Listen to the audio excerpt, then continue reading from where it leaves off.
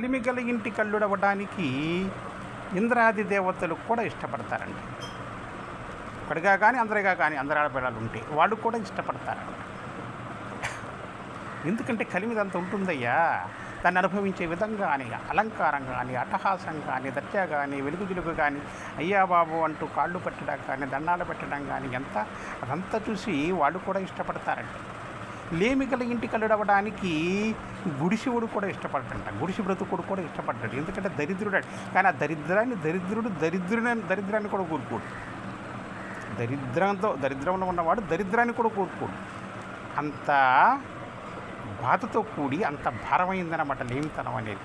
గుర్తుపెట్టుకోండి అయ్యా. దానికి దరిద్రంలో ఉన్నవాడు కూడా, అంటే గుడిసి బ్రతుకుడు కూడా అంగీకరించాడు లేమి ఇంటి కల్లుడవడానికి. ఉన్న ఇంటికి అల్లుడవడానికి ఇంద్రాది దేవతలు ఇష్టపడతారు, అందరిగా కానీ ఒక్కరిగా కానీ. ఈ ఇంటికి అల్లుడవడానికి లేమి ఇంటికి ఎవ్వడూ ఇష్టపడరు.